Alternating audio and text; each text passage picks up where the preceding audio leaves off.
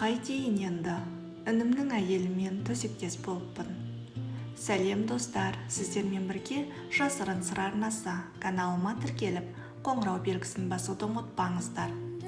Бұл Астанадан Алматыға іссапармен жиі келіп тұратын досымның айтқан әңгімесі. Алғашында сенгім келмеген, бірақ нан ұрсын, Құран ұстайын деген соң сенбеске болмады. Бұлай деді қысқасы: өзің білесің, мен Алматыға жиі келіп тұрамын. Фирмаларға аудиторлық тексеріс жасаймыз. Бұл сондай бір тексерістен кейін болған оқиға, деп бастады досым әңгімесін. 3 адамбыз. Үлкен компанияға аудиторлық тексеріспен келдік. Басшысы Жылпос екен. Құрақшып қарсы алды. Ішім жеміміз солардың мойнында. 2 күн өтпей жатып ақ, шаршаған шығарсыздар, жұмыстан кейін жуынып шайынып алыңыздар деп саунаға шақырды. Қарсы болмадық. Мұндайды талай көргенбіз. Парға кіріп бассейнге шомылып, алдымызға қойылған ас судан дәм татып, көңіл жайлана бергенде сопаң етіп 3 қыз келді.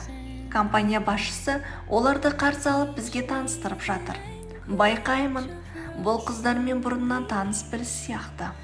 Жігіттер, шаршап жүрсіздер ғой, мына қарындастармен көңіл көтеріңдер. Әдейі шақырдым деді. Саунадағы отырысымыз қызып сала берді. Жасыратын несі бар?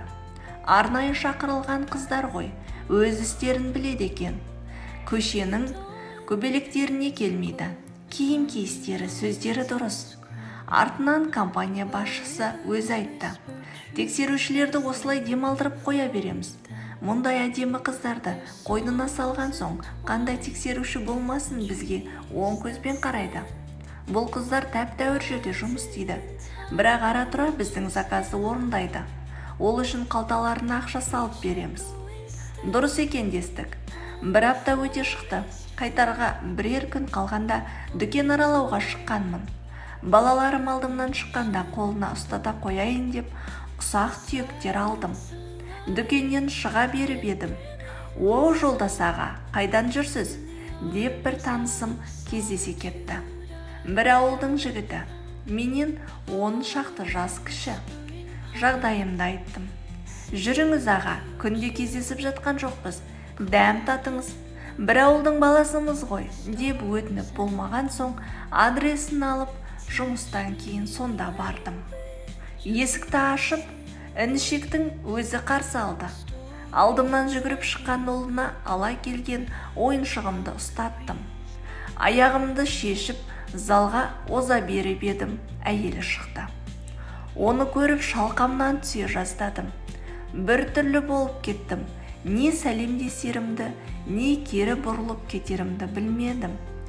Алдымда кім тұр дейсің ғой? Өткенде саунада бізді обслуживать еткен қыздың бірі тұр. Сабина, мынау жолдас деген ағаң, біздің ауылдың азаматы, деп інішегім мені таныстыра кетті. Ол мені көріп сасып қалды. Қып-қызыл болып кетті. Залға дастарханға кіре беріңіздер, деп ас үйге қашты. Ол үйден шай емес, зәр ішкендей болдым. Сабина төмен қарап қызараңдап отыр. Ал інішек болса мәз. Бізді осы келініңіз асырап отыр. Жақсы жерде жұмыс істейді, табысы тәуір деп қояды. Ішімнен, әр еркектің қойнына бір жатып жүрсе, әрине табысы тәуір, деп мен отырдым. Сол саунада Сабина мені қосқанда 3 еркекке кезек-кезек қызмет еткен еді. Сіздер секілді азаматтар жиі келіп тұрса, бізге жақсы. Компания басшысы бізді шақырады, жақсы ақша береді. Ал біздің жұмыс саунада келген азаматтардың құмарын қандыру, деп менің қойнымда жатып біраз сырын ақтарып еді. Сол Сабина енді қызараңдап төмен қарап отыр. Інішекті аядым. Ол жарым деп, ақша тауып жүр деп мәз. Ал әйелінің ана жақта не істеп жүргенін білем екен. Әттең, сылтау айтып үйден тез кетуге асықтым. Бүгін осында қонып кетіңіз дегеніне қарамадым. Бұл Астанадағы бір үлкен компанияда аудитор болып жұмыс істейтін досымның әңгімесі. айтқан әңгімесінің өзегінде қоғамдағы үлкен шындық жатқаны анық. Өйткені бүгінгі күні сырттан келетін қонаққа қыз салу жазылмаған шындыққа айналғаны қашан. Бұл соның бірі ғана.